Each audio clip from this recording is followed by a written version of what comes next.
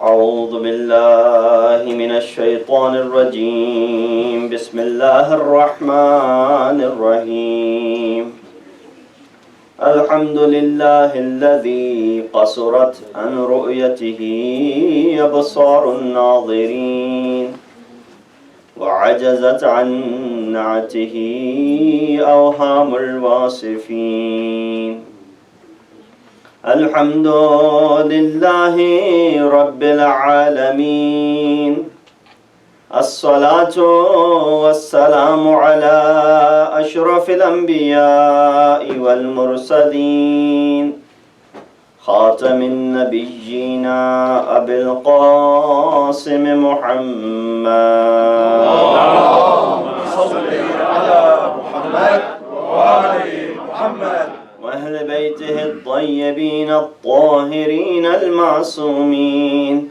الذين أذهب الله عنهم الرجس وطهرهم تطهيرا اللهم صل على محمد وآل محمد أما بعد فقد قال الله تبارك وتعالى وقوله الحق وهو أصدق القائلين بسم الله الرحمن الرحيم إن عدة الشهور عند الله 12 شهرا في كتاب الله يوم خلق السماوات والأرض منها 4 هرم ذلك الدين القيم فلا تظلموا فيهن أنفسكم صدق الله العلي العظيم اللهم صل على محمد وآل محمد السلام عليكم ورحمة الله وبركاته. The verse that I recited in front of you is in Surah Tawbah, verse number 36 from chapter number 9, a surah which begins without Bismillah ar-Rahman ar-Rahim. But when you are reading Quran, and if you pause and you are reading the surah, it is okay for you to recite Bismillah ar-Rahman ar-Rahim. Only initially in the beginning, you do not have to recite Bismillah ar-Rahman ar-Rahim, because the surah was revealed without Bismillah ar-Rahman ar-Rahim. Another name for Surah Tawbah is Suratul Bara'ah. Bara'ah coming from the same, to keep the evil away from yourself, and from that instance, the surah did not begin with Bismillah ar-Rahman ar-Rahim. The reason is because Bismillah brings the mercy and the rahmah of Allah subhanahu wa ta'ala. And when the address in the surah is to, remove the rahmah of Allah subhanahu wa ta'ala, it will be in the contradictory to go ahead and start the surah with the rahmaniyat, the mercy and the beneficence of Allah subhanahu wa ta'ala. When we look at the chapters of Quran, 114 chapters in Quran, all of whom which begin with Bismillah ar-Rahman ar-Rahim, except Surah Tawbah, chapter number 9. But still there are 114 times the verse Bismillah ar-Rahman ar-Rahim has appeared in Quran, because it appears twice in another surah. When Hazrat Sulaiman writes a letter to Bilqis, he starts by saying, Innahu min Sulaiman, Innahu Bismillah ar-Rahman ar-Rahim. So that chapter has twice this Bismillah ar-Rahman ar-Rahim.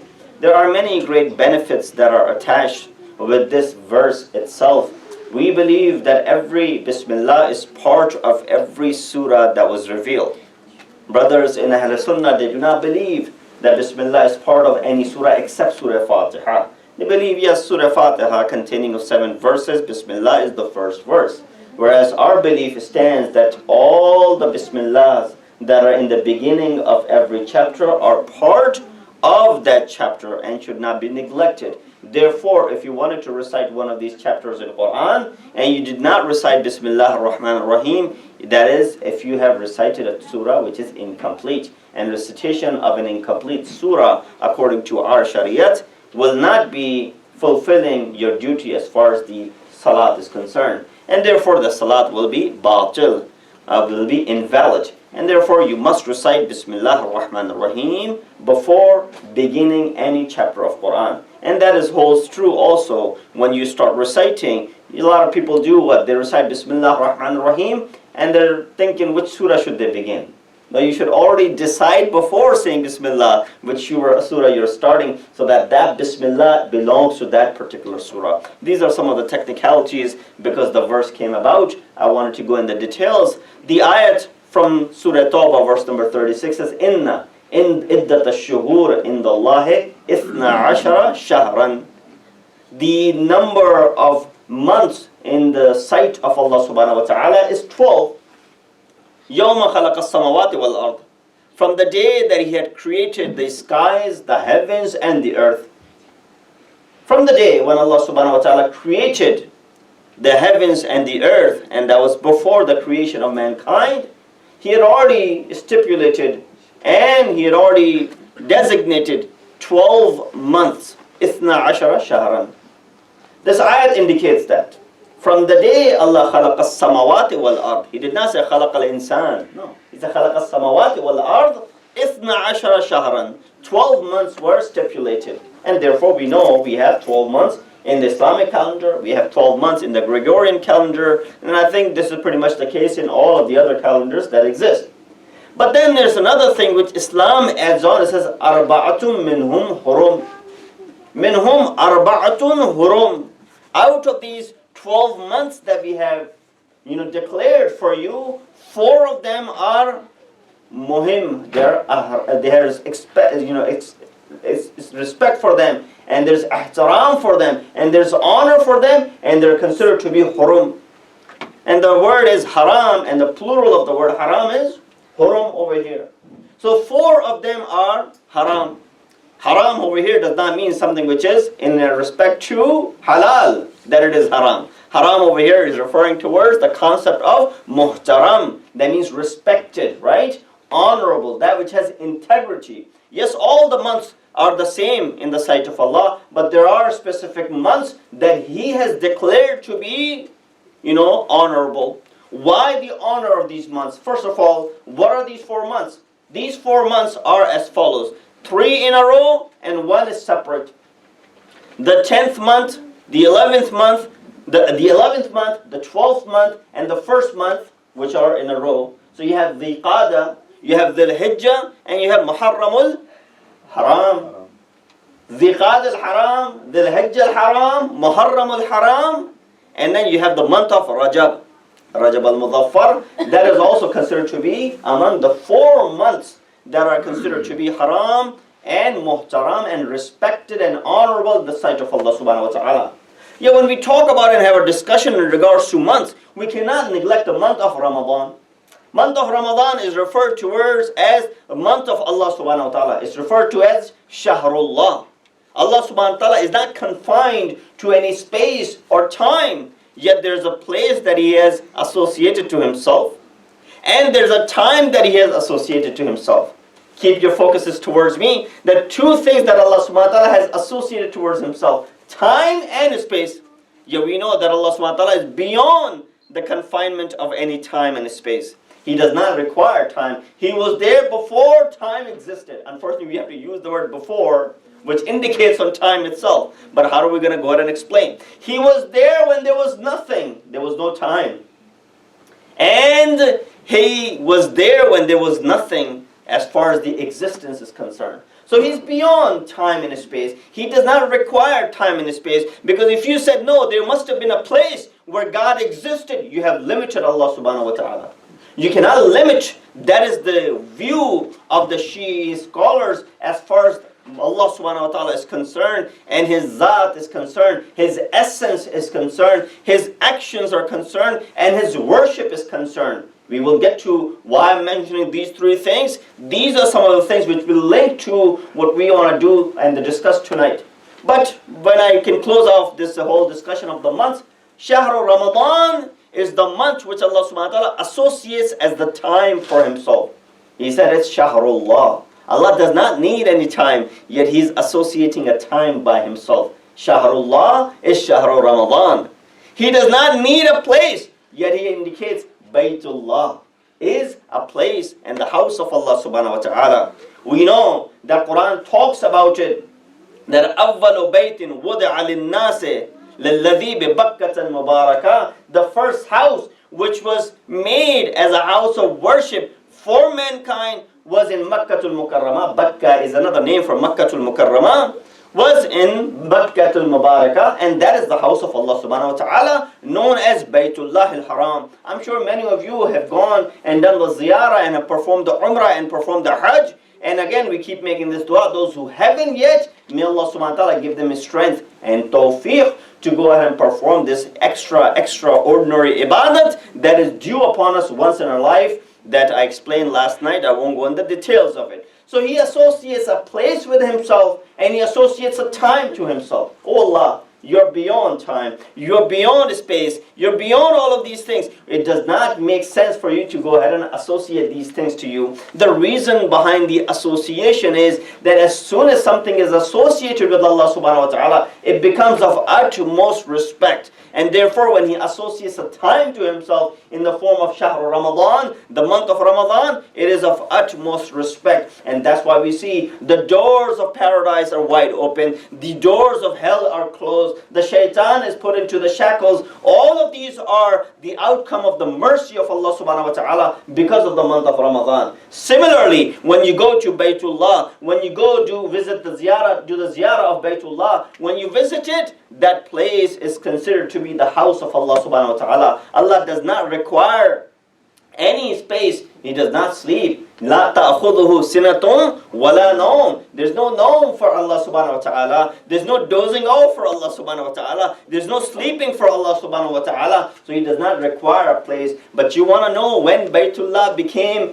Kaaba, the Kaaba of Allah subhanahu wa ta'ala, when did it become the Qibla of mu'mineen? Only when someone did baytuta in the house of Allah subhanahu wa ta'ala. Remember, it's called Baytullah. Baytullah means house of Allah. And the word bayt comes from baytuta, which means to sleep, a place where you spend the night. There are two words that are used in Arabic. I'll give the terminology and then I'll translate it. One is qaylula, which is done in the afternoon, a short nap. And second is baytuta, which is done at night, a longer nap, right? So you sleep at night, that is called in Arabic baytuta. You sleep in the afternoon. I don't know how many of us get the chance to sleep in the afternoon. But nonetheless, if you do, that 15, 20, half-hour nap that you get is called qaylula. It used to be mustahab. In the days when there's been mentioned, the reason was because back in the day, people would begin their day very early. A lot of people look at these rawayat and these narrations in the books, they say, you know, this was not for normal human beings because they're sleeping in the afternoon and then they're getting up so early and then they're shutting down so early. What was going on? Well, we realized and we understood what was going on in the mere 10 days when Sandy hit Northeast a couple of years ago and we were out of power for 10 days. Hopefully nothing like that happens over here. But we were out of power for 10 days in New Jersey and New York area. Some of us were. We realized how these riwayat and these traditions in the history that are mentioned, that how the day began early and how the day ended early and how there was this nap that was associated with the day as well. Why? Because it was around October and November when the Sandy had hit and we were out of power for 10 days. You know, our evening would be around 6 o'clock. It would be dark. We would be having candlelight dinner every single night because it was dark. We didn't have electricity. We did not have any power. So we would go to sleep. After having had our dinners, we would go to sleep right away because there's no TV to distract us. There's no phone that we can use. We can go ahead and go online or anything. There was nothing else in the life so that you would go ahead and sleep after 6 o'clock and having your dinner. That was the norm at the society at that time. Still many people have the same norm. And they will go to sleep. When you're sleeping 7 or 8 at night, after having performed your Maghribain, when are you going to get up? You're going to get up early in the morning. Before Salatul Fajr, you'll be up wide awake. It's not that you have a hard time getting up. You'll be wide awake because you've already had this 8 or 9 or 10 hours of sleep. You'd be lucky if you get 8 or 9, 10 hours of sleep these days. But you'd have enough sleep that you'd be able to wake up on time. In fact, you'll be able to get up on time to go ahead and perform Salatul Layl. You say, how did the people back in the day had all the time in the world to perform Salatul Layl, to be able to get up so early, to be able to take care of all of the things, yet we do not find time for ourselves? When it says Salatul Layl, it did not mean that you have to perform it only after midnight. No. You can perform it after Layl. When we hear in regards to, our lady, Janab Fatmatul Zahra, Salamullahi alayha, that she had divided her hours. One set of hour on Thursday night especially was spent only in the performance of the Salat. One set of hours was only spent in munajat and making dua from Allah subhanahu wa ta'ala. Third was only spent in asking for the forgiveness from Allah subhanahu wa ta'ala. That leads to another thing. Inshallah, I'll come back to this. That why do Mu'asumeen, when we consider them to be infallible, do they really need to make dua for themselves? Why are they asking for Allah forgive our sins? That just kills the purpose of them being ma'soom, infallible. You recite Dua Kumail, dua that Imam had taught to his, companion Kumail. And Kumail, what Imam is telling him? Imam is making this dua from the first person's perspective. He says what? Allahumma ghafir li ad-dhunub allati tahbisu ad-du'a. Allah forgive my sins that become obstacle in reaching this dua to you. So here we understand there are certain sins which become an obstacle for even dua to travel upwards. Yeah? A lot of time we raise this question, and I'm going into tangents after tangents, so make sure that I come back. I have these notes in front of me. Sometimes we ask this question, why isn't our dua accepted? Has Allah stopped listening to us? Why is it that He's not answering our dua? There are a few reasons that have been mentioned. One, Allah loves the plea of this servant of His, that He wants to hear the voice over and over again. So He delays the acceptance of dua. When a person makes the dua, Allah tells the angels, hold on for a second. I like this voice that is coming from him. Let him plead again to me. Not that Allah is enjoying it and making fun of us, no. He likes the sound of a mu'min and a mu'minah asking from Allah subhanahu wa ta'ala. Allahu Akbar. However way that you want to ask. So that's one of the reasons why dua might be delayed. So don't get offended and don't give up saying, oh, our dua is not accepted. No, only maybe the case that Allah loves your voice so much that He's delaying the acceptance of the dua. Sometimes the dua is delayed because there are certain things that we have done which do not even let this dua exit and get up to Allah subhanahu wa ta'ala. What do I mean by exit and get up to Allah subhanahu wa ta'ala? He sees everything, He hears everything. Alimun bi dhat as-sudur. He's more aware of what is in our hearts. In fact, there shouldn't even be a reason for us to make dua, because Allah already knows what's in our hearts. Does He not? Does He not know what I want? I don't know what you want, but Allah knows what you want. So we shouldn't even need to make this dua. I said, no. Udu'uni astajib lakum. You make the dua and only then I will answer. وَإِذَا سَأَلَكَ عِبَادِي عَنِّي فَإِنِّي قَرِيبٌ أُجِيبُ دَعْوَةَ الدَّاعِ إِذَا دَعَانِ. Those of you who know Arabic, the word إِذَا is conditional. Jumla shartiyya. It's a conditional sentence. What is a conditional sentence? If you do this, I will do this. If you don't do this, I will not do this. Allah subhanahu wa ta'ala, it was not for our du'as, He would not care for us. Last ayat of Surah Furqan, I don't know the Arabic of it. Ma ya'ba'u or la ya'ba'u. That Allah does not care if it wasn't for your du'as and your supplications. So going backtrack. One of the reasons why our dua is not accepted is because of our amal and our actions. Two things that become an obstacle. One, sins. Second, zulm, being unjust or showing injustice towards someone else.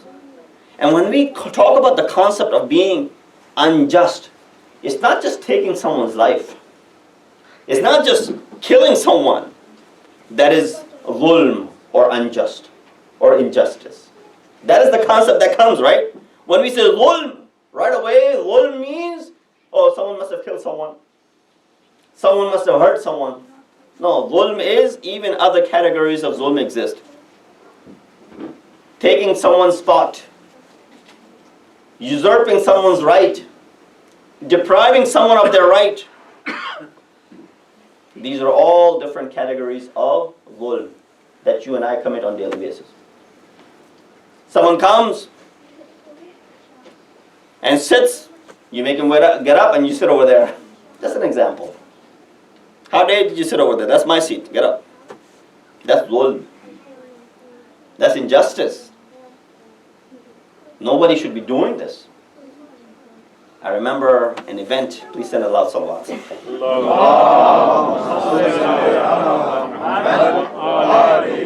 The Prophet was speaking, and the congregation was all the ashab, the companions, the noble companions of Rasulullah. And in the midst of all of this, a person walks in. Kind of looked like a beggar from his dressing. Instead of just finding a seat in the back, imagine he walks in through that door and comes all the way and he sits over here. Or if he sits over there. And as soon as he sat right next to the member of Rasulullah, there were a lot of notable, noble personalities, very influential men of that society were sitting there.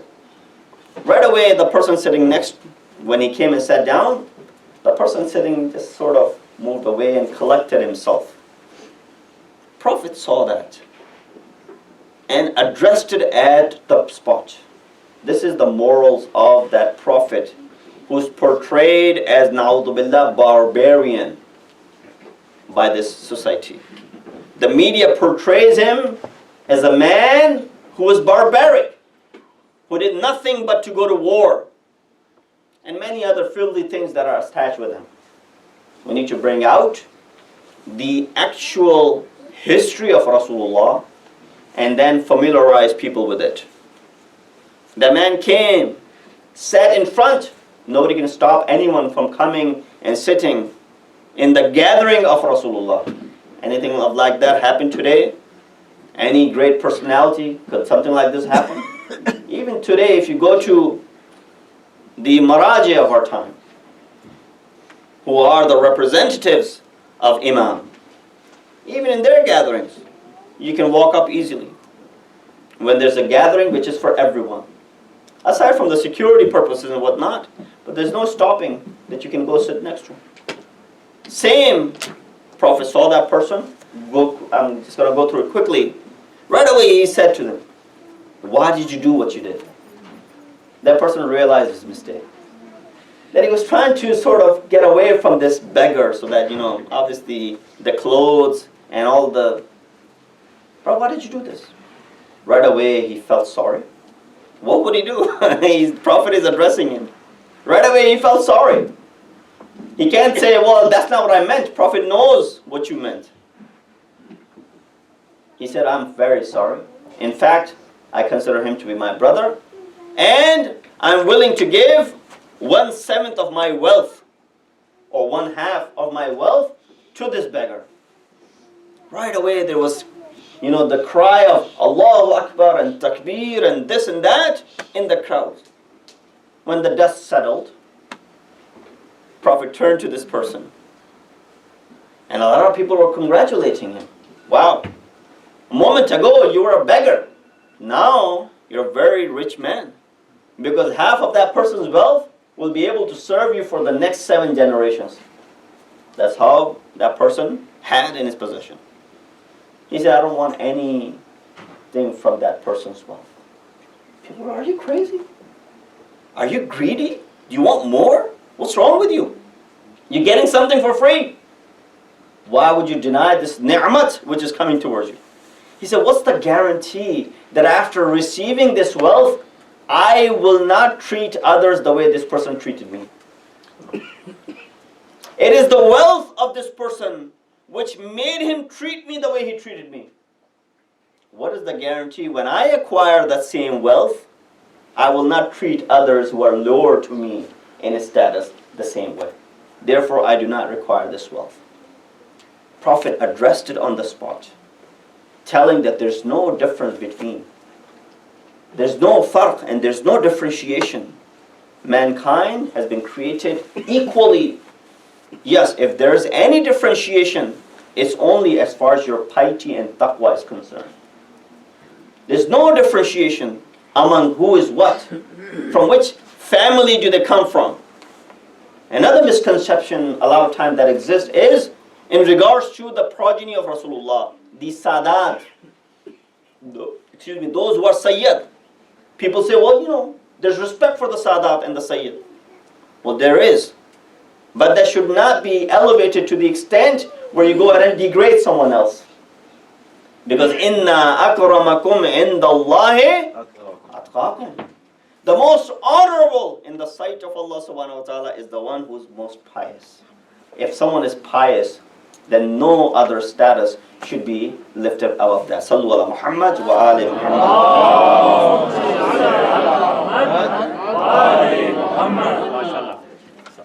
I don't know from where to where I got and where did I end up being, but we were on dua, I believe, and that too the dua of Janab Sayyida, and that too that we had come this far talking about the lifestyle back then and how there are means which become obstacle in the acceptance of this dua. How Imam has taught us to make dua and to perform this dua so that we do not become arrogant by not asking Allah subhanahu wa ta'ala, because he says in an ayat of Quran, those who do not make the dua, yastakbiruna an ibadi, right? Those who have become arrogant because they think that they can do everything by themselves, and then they do this istikbar, they become arrogant, and that is the reason that they do not make this dua. So there are 12 months. Allah subhanahu wa ta'ala associates a month to himself and associates a house to himself. That house was only a building. Only when someone sleeps in that building that it is considered to be Baytullah. It was not Baytullah from the very beginning. It was Kaaba. Nobody turned towards it and prayed until only when it became Baytullah. Allah cannot sleep in a house, because if Allah sleeps in a house, you have confined Allah subhanahu wa ta'ala into these four walls, where Allah subhanahu wa ta'ala cannot be confined anywhere in the world or beyond this world. So when it only happened when Amirul Mu'mineen Ali ibn Abi Talib alayhi salatu wassalam was born in this house, that this house becomes Baytullah, because someone has performed the Baytuta and has spent the night and has slept in this house. Now only this becomes from Kaaba to the Qiblatullah, to the Qiblatul Muslimin, that they turn towards it. O Rasul, these Jews are taunting you that you do not even have your own Qibla. We order you from now on, turn towards Qibla, turn towards Baytullah and perform this salat from now on. But let it be known, فَأَيْنَمَا تُوَلُّوا فَثَمَّ وَجْهُ اللَّهِ. Regardless of what direction you turn to, you will always be facing Allah subhanahu wa ta'ala, because Allah is everywhere. Sallu ala Muhammad wa ali Muhammad.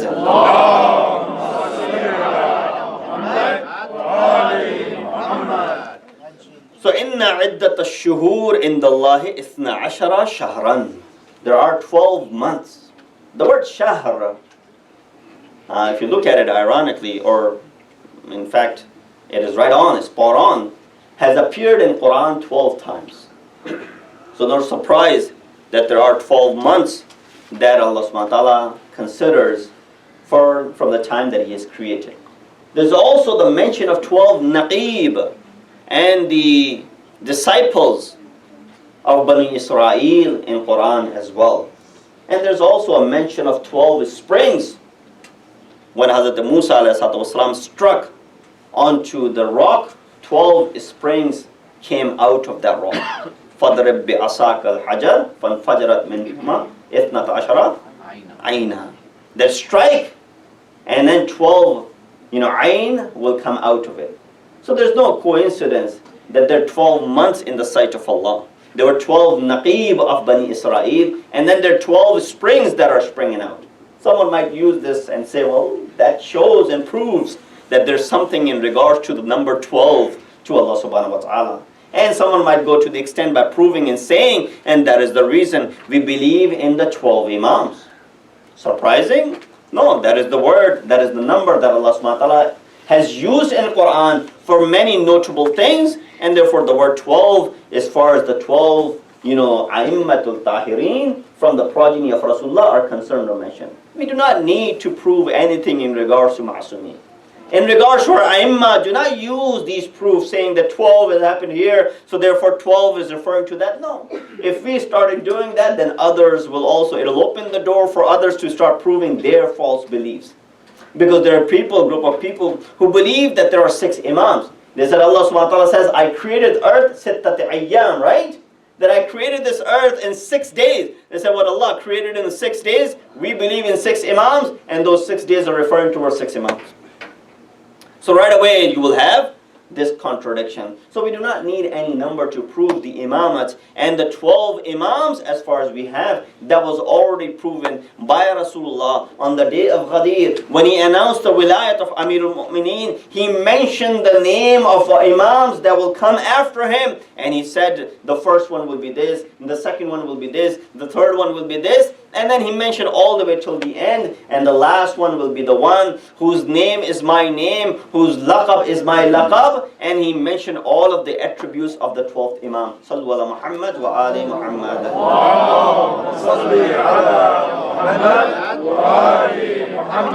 So we see that 12 months, 4 of them are haram. Why are they haram? Dhul Qa'dah, Dhul Hijjah, Muharram, and Rajab.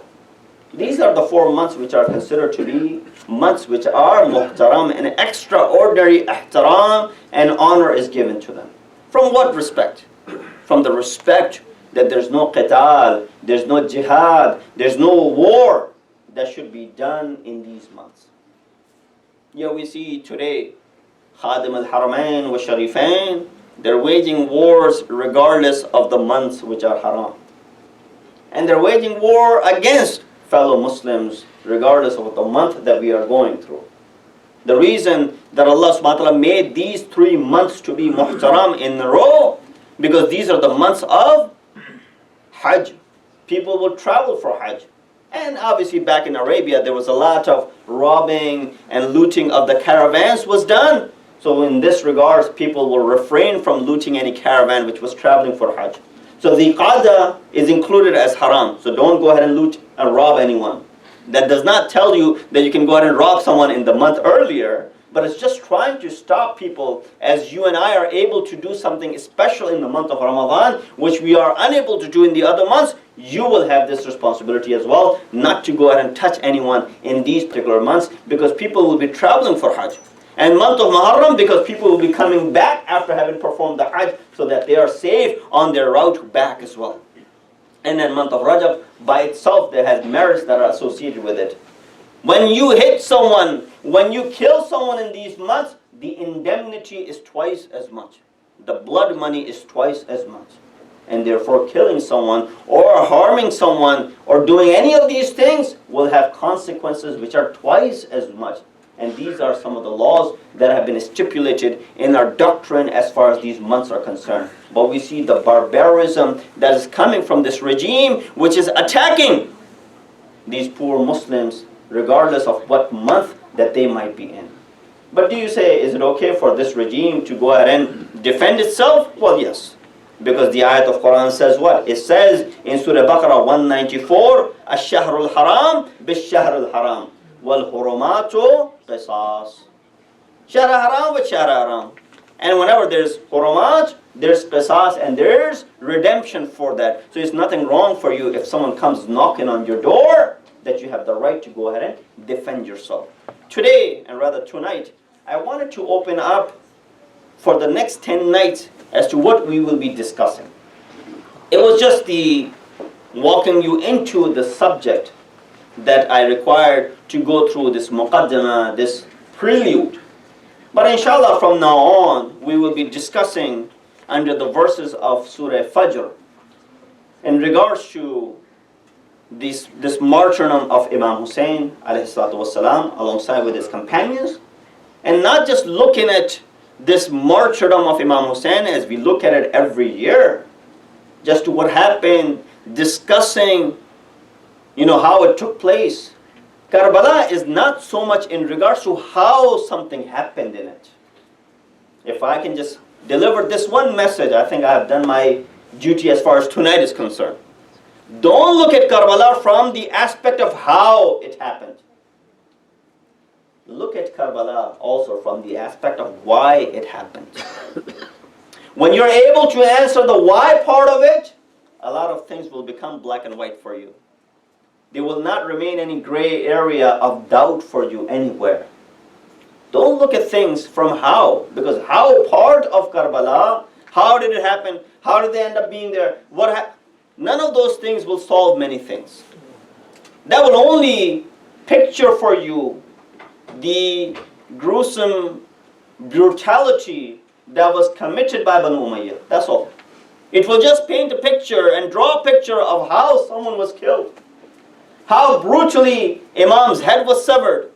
How brutally son of Hassan Qasim was put into pieces. How some of the other companions were killed. It will only give you a gruesome picture of that. The fatalities and the atrocities committed by Banu Umayyah. Which is very good. Why? Because without this, you will not be able to stir up the emotions of those who do not know anything about Karbala and Ashura. You need to go ahead and explain to them. A 6-month-old who's thirsty for 3 days, hasn't drank any milk or water, what do you do to him?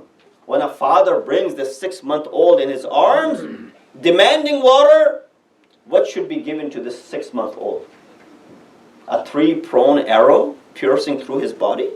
Is that the response of the civilized people? Yes, civilized people.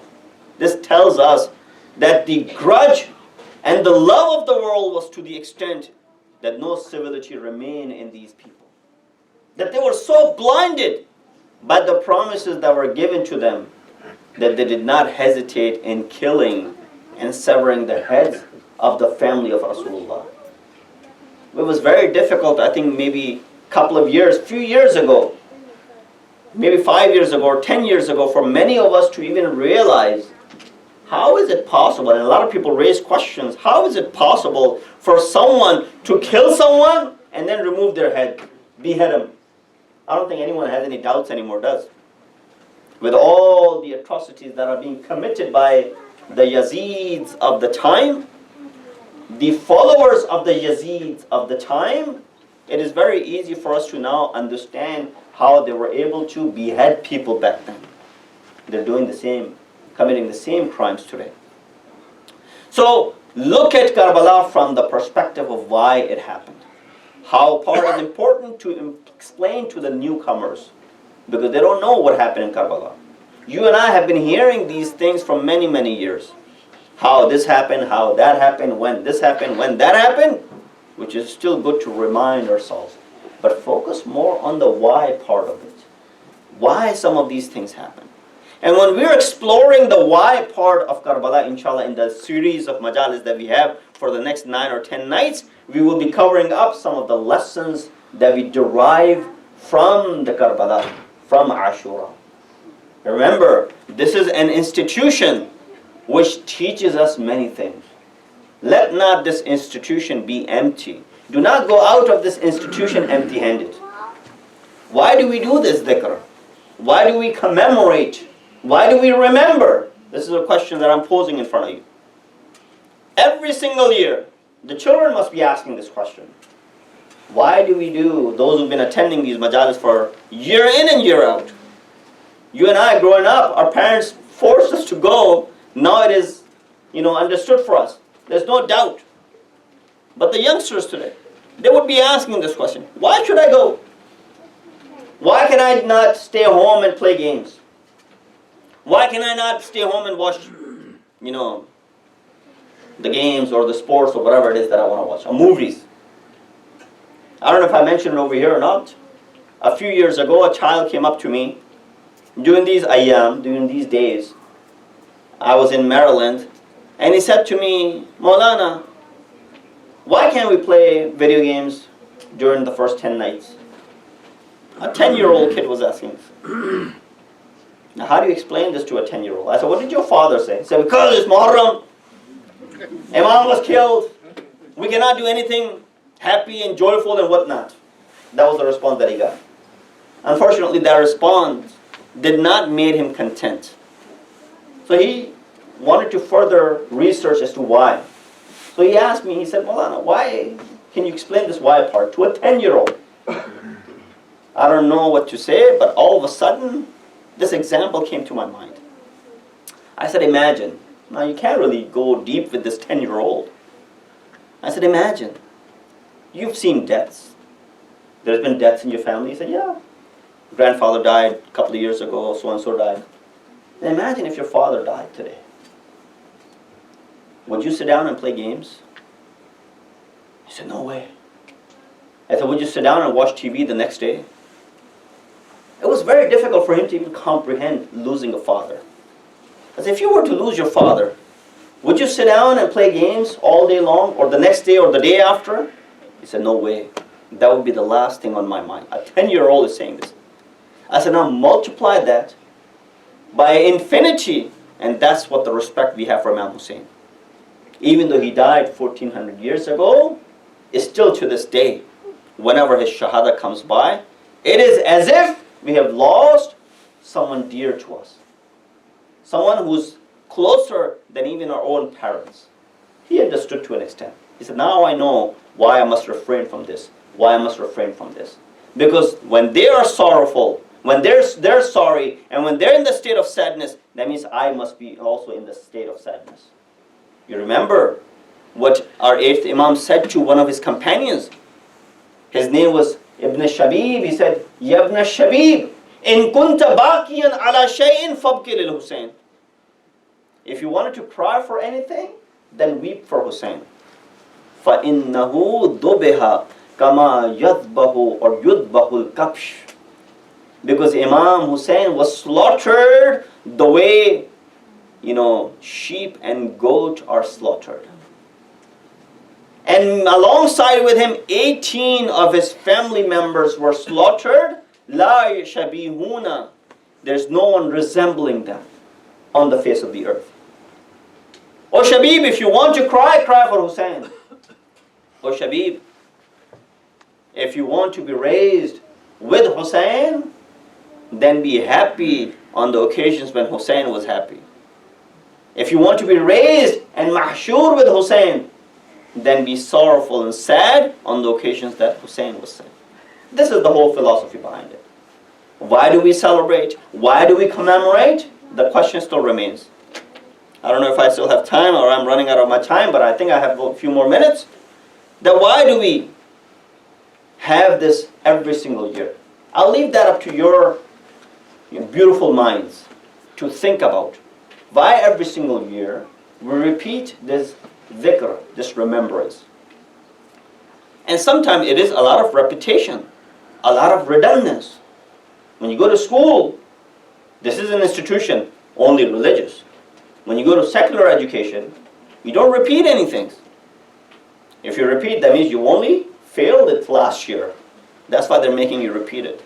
Why is it that we're repeating this dhikr every single night, every single year? I'll give you the answer tomorrow. Keep you interested in it. A logical answer from the verse of Quran as well as the hadith from our Prophet Muhammad Mustafa sallallahu alayhi wa sallam.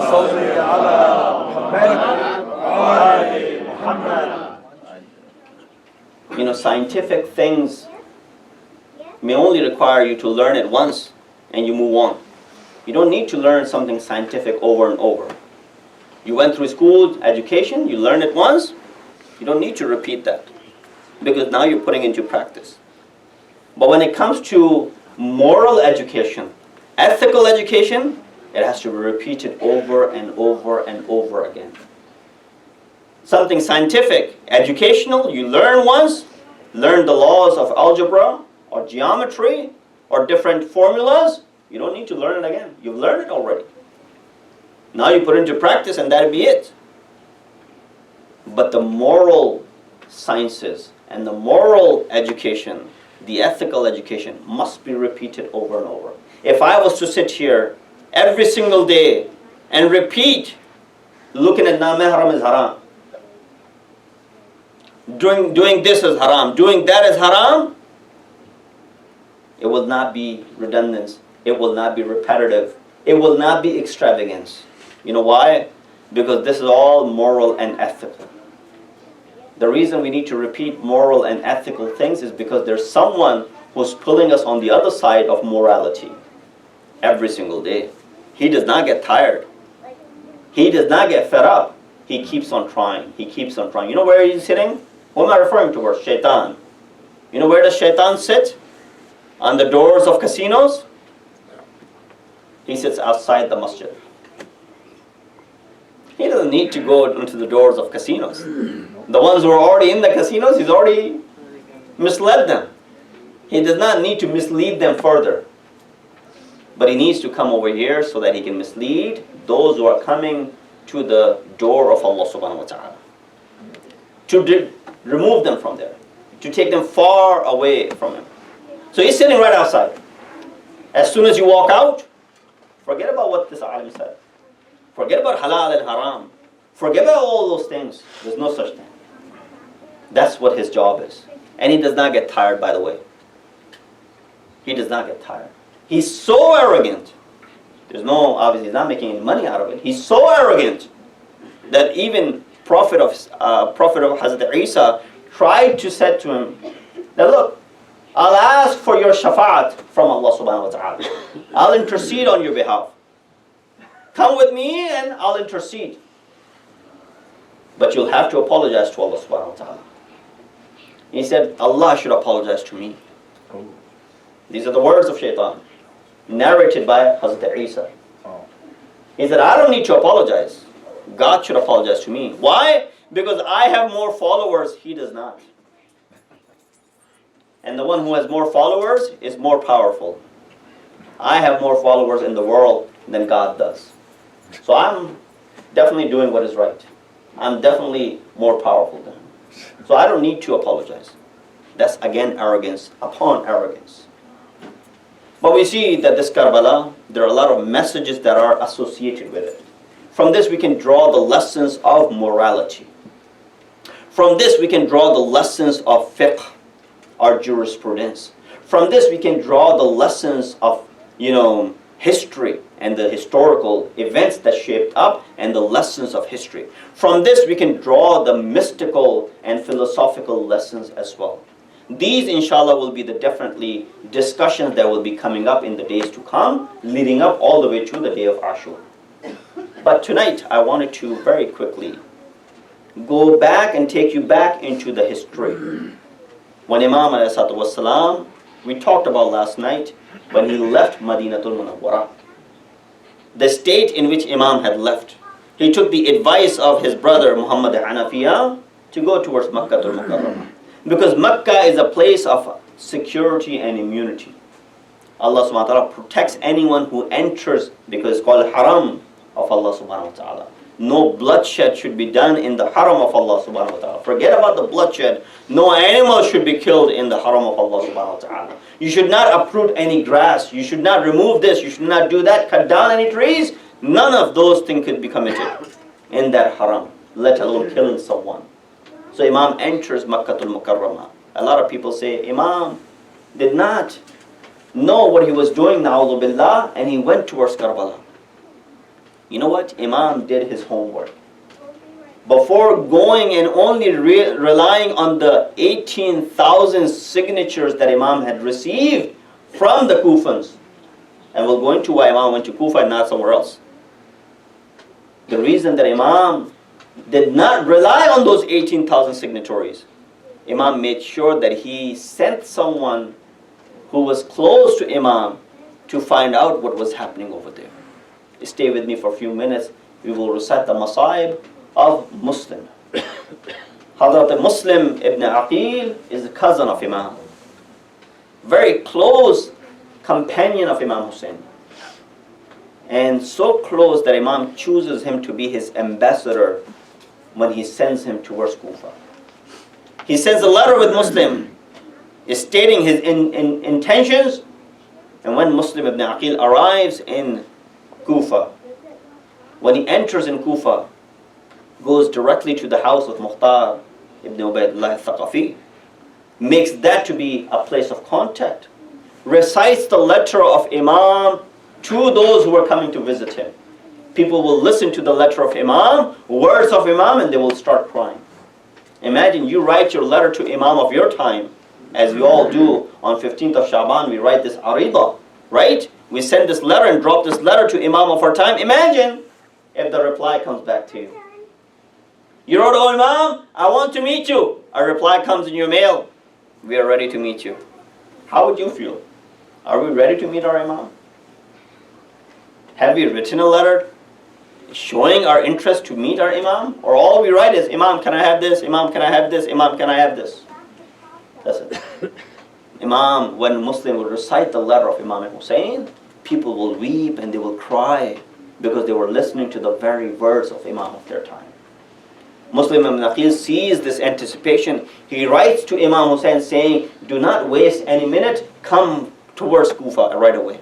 These people are with you. I have all of the Kufa with me." But the change of events took place as the governor of Kufa was changed and Ubaydullah ibn Ziyad was replaced by him. He comes in and the same tactic is applied. He goes to the weak ones. He goes to the children. He goes to the household members. He goes to the mothers. He goes to the wives. He goes to the sisters and tells them that if your husbands, if your children, if your brothers did not give up their swords, there's an army coming from Sham which will kill everyone. Right away, once again, these Kufans who did not show support to Ali ibn Abi Talib are relinquishing their support to Imam Hussein. And right away, they are backing away. They backed up, leaving behind everything, to the extent that Muslim ibn Aqil, when he led the prayers, all of the Kufa was with him. But at night time, when he stands up for Salat, 30 people were with him. When he turns around, nobody was with Muslim ibn Aqil. Imagine being in a strange city by yourself for the first time and not having any support, none whatsoever. That's what Muslim ibn Aqil is facing. He's wandering onto the streets of Kufa until he stumbles in front of a house owned by a lady named Taw'a. She comes out of the house, sees this man, seems like a very honorable man. She says, "What do you need?" "I'm a very honorable woman. Please don't sit in front of my house." Muslim asks for some water. She gives water out of humanity, and then he sits there. She said, "Oh man, why don't you go to your home?" Imagine hearing this, that why don't you go to your home for a person who does not have any home. He said, "Do you know who I am? I am the messenger of Hussein ibn Ali. I am the cousin of Hussein. My name is Muslim." As soon as Taw'a hears this, she said, "How can I not recognize you? You're the ambassador of my master. Please come inside my house if you need any refuge." Muslim makes that to be his last night. He spends the whole night in performance of the ibadah. And he's performing the duties of ambassador of Imam Hussein. When your son or the relative of this lady Taw'a informs Ubaydullah ibn Ziyad that yes, Muslim is hiding in the house of Taw'a, they all jump toward that house. Muslim wants to keep the sanctity of the house intact. The lady who has provided for Muslim, he comes out of the house defending himself. He fights to the extent that the person, Muhammad ibn Ashas, who was sent to go ahead and capture Muslim, sends back to Ibn Ziyad saying, "Send more people." He said, "I sent you to capture one person. How many more men do you need?" He said, "Did you think that you were sending me to go ahead and capture a vendor? No, you have sent me to capture someone who is belonging to the household, which holds the sword of the Haydar Karrar, who are the people who never retreat. He says, I need more artillery, I need more people. He sends more people. They give this aman to Muslim ibn Aqil and they capture him. You know what they do when they capture him? This is where the musibat of Muslim ibn Aqil comes into play. They bring Muslim ibn Aqil to the Badarul Amara and then say to Muslim, oh Muslim, what is the last thing that you want? Muslim says, if you could only convey my message to my Mawla, that, oh Hussein, do not come towards Kufa. These people have turned their backs against you. Muslim ibn Aqil says, I owe this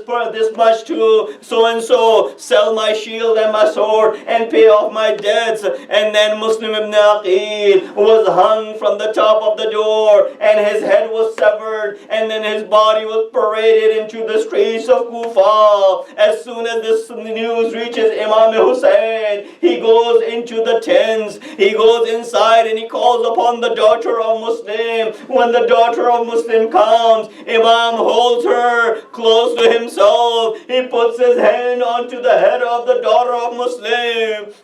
This daughter says, oh Mawla, you're treating me like the way orphans are treated. Imam said, oh yes, my daughter, you have become an orphan from now, but yet as long as I am around, you will not feel the pain of orphanage. I will say, oh Mawla, today you are guaranteeing the fatherhood to the daughter of Muslim, now so that she does not feel the orphanage. But what will happen when your own daughter, Fasul Sakina, will be running around saying, Baba, Baba. Ala lanatullah al-qawm al-zalimin. Wa sayalamu alladhina zalamu ayya munqalibin yanqalibun. Allah, please accept our ibadah tonight. Allah, we have committed a lot of sins. Please forgive our sins. Allah, give us the strength and the ability to be able to ponder onto the verses of Quran. Allah, give us the strength and the ability to be able to follow the footsteps of Masumeen alayhim salatu wassalam. Allah, hasten the zuhur of our weighted Imam. Make us among the helpers and the soldiers of Imam. Alhamdulillah Rabbil Alameen.